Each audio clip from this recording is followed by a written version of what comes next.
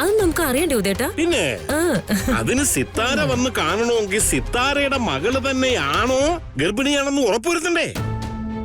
അതിപ്പോ ഇങ്ങനെ മാറി മാറി മാറി വേഷം കെട്ടുമ്പോ അത് എങ്ങനെയാ നിശ്ചയിക്കാൻ പറ്റുന്നതാവോ?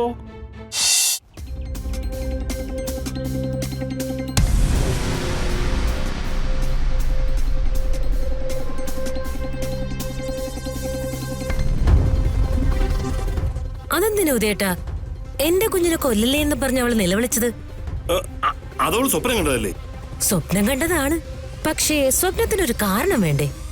ഗർഭിണിയായിരിക്കുന്ന ഒരു പെണ്ണെങ്ങനെ പേടിക്കണമെങ്കിൽ ഉള്ളിൽ തട്ടിയ ഒരു കാരണം വേണ്ടേ? അമ്മ, 2 ഗാതമാരിൽ ആരാ ഗർഭിണിയായിരിക്കുന്നെന്ന് അമ്മയ്ക്ക് അറിയില്ലെന്ന് അമ്മ പറഞ്ഞു. അതില് ഒരു ശരി ഉണ്ടായിരുന്നമ്മേ.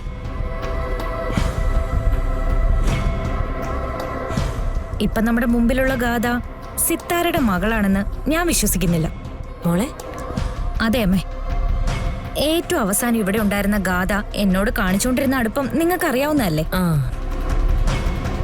പക്ഷെ ഇപ്പൊ നമ്മുടെ കൺമുന്നിലുള്ള ഗാഥ അങ്ങനെയല്ല. അവക്കേ അതൊന്നും ഓർമ്മയില്ല. അവൾ എന്നെ നോക്കുന്നത് പേടിയോടെ, ഒരു ശത്രുവിനെ പോലെയാ. കീർത്തി പറഞ്ഞതിൽ കാര്യമുണ്ട് നിർമ്മലേ. ഗാഥ ഇവിടുന്ന് പോകുന്നതിന് മുമ്പേ ഇവര് തമ്മിൽ അടയും ചക്കരയായിരുന്നില്ലേ? അല്ല മോളെ, എന്നാ പിന്നെ നീ തന്നെ നേരിട്ട് അവളോടൊക്കെ ചോദിച്ചാ പോരായിരുന്ന? അച്ഛന് വേറെ ജോലിയൊന്നുമില്ലേ? അവൾ അബദ്ധം പറ്റി നിൽക്കുന്നൊന്നും അല്ലല്ലോ. കഴിഞ്ഞ കുറെ മാസങ്ങളായിട്ട് എല്ലാരും കൂടി കരുതി കൂട്ടി ചതിച്ച് ചെയ്യുന്നതല്ലേ? എന്റെ ഈശ്വരാ, എന്തൊക്കെയായി നടക്കുന്നത്?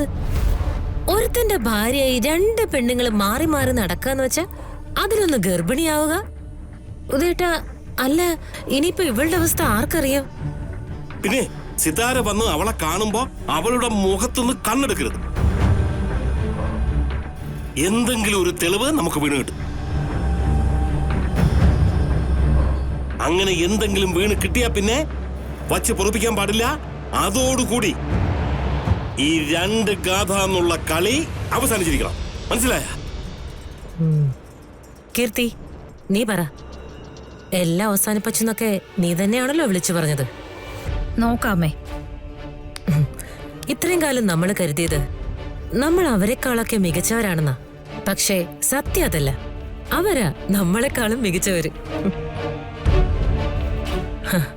ആ തങ്കം ഉണ്ടല്ലോ, അവള് പോലും നമ്മളെയൊക്കെ അധിക്ഷേപിച്ചവളാ. എല്ലാം കൂടി വന്ന് ചേരട്ടെ. വേറൊരാശ്വാസമുണ്ട്. ഒരുത്തി ഗർഭിണിയും ഒരുത്തി അല്ലാതെ ഇരിക്കുമ്പോ കണ്ടുപിടിക്കാനെങ്കിലും എളുപ്പമായിരിക്കും.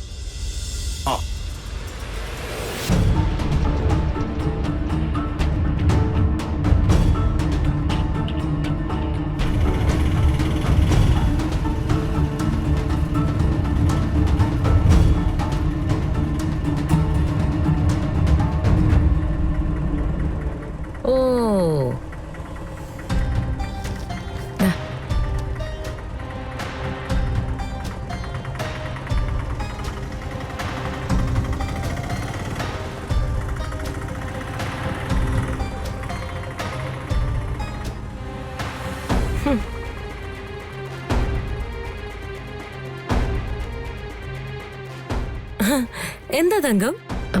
മോളെ കാണാനാ. ഓ, വളർത്തു മോളല്ലേ? എന്തെങ്കിലും വിശേഷമുണ്ടോ?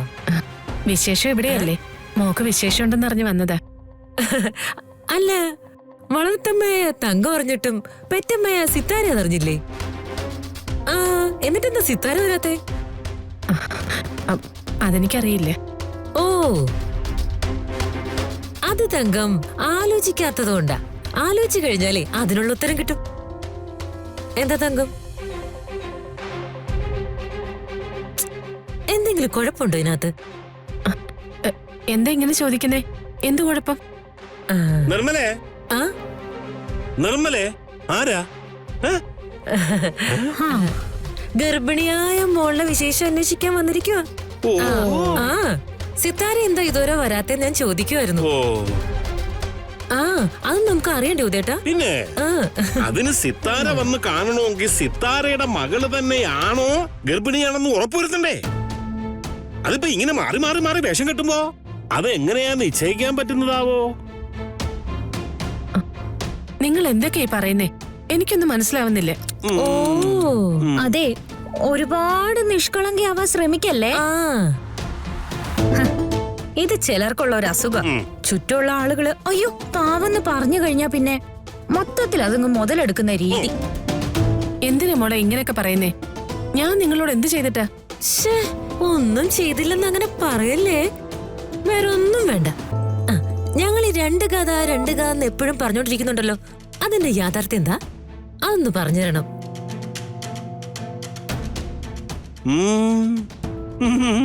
നിങ്ങൾ പറയില്ല, പറയാൻ പാടില്ല എന്ന് അവിടെ നിന്ന് പറഞ്ഞു പഠിപ്പിച്ച് വിട്ടിരിക്കുകയാണെന്ന് ഞങ്ങൾക്കറിയാം. പക്ഷേ ഇതൊന്നും ഒരുപാട് കാലം നിലനിൽക്കില്ല സഹോദരി. എന്തായാലും ഇതെല്ലാം ഞങ്ങൾ തോണ്ടി പുറത്തിടും. പിന്നെ തോണ്ടി പുറത്തിട്ടിട്ടേ നവീനത അറിഞ്ഞു കഴിഞ്ഞാലുണ്ടല്ലോ, ഗർഭിണിയാണോ അല്ലയോ എന്നൊന്നും നോക്കൂല, അടിച്ച് പുറത്താക്കും. ആ കാര്യത്തിൽ എനിക്ക് നല്ല ഉറപ്പുണ്ട്. തങ്കം,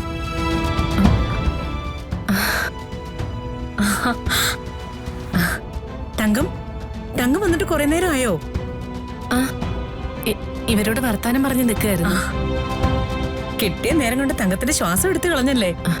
അത് ഞാൻ വന്നിട്ടും സിത്താര മാഡം വരാത്തതിനെ കുറിച്ച് ഇവര് പറയുന്നേ. സാധാരണ പറയാറുള്ളത് പോലെ ഗാഥ ഒന്നല്ല രണ്ടുണ്ടെന്നൊക്കെ. അതൊന്നും കേൾക്കണ്ട തങ്കം. കൂട്ടത്തിൽ ഒരെണ്ണത്തിന് പോലും വെളിവില്ല.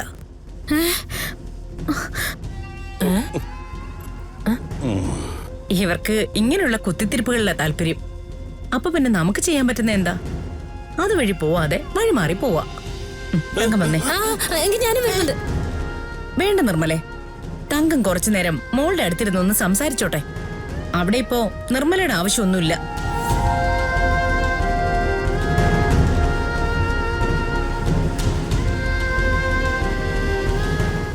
ഓ, ഇനിയിപ്പോ തങ്കം ഇറങ്ങുന്നത് വരെ അങ്ങോട്ട് പ്രവേശനമില്ല.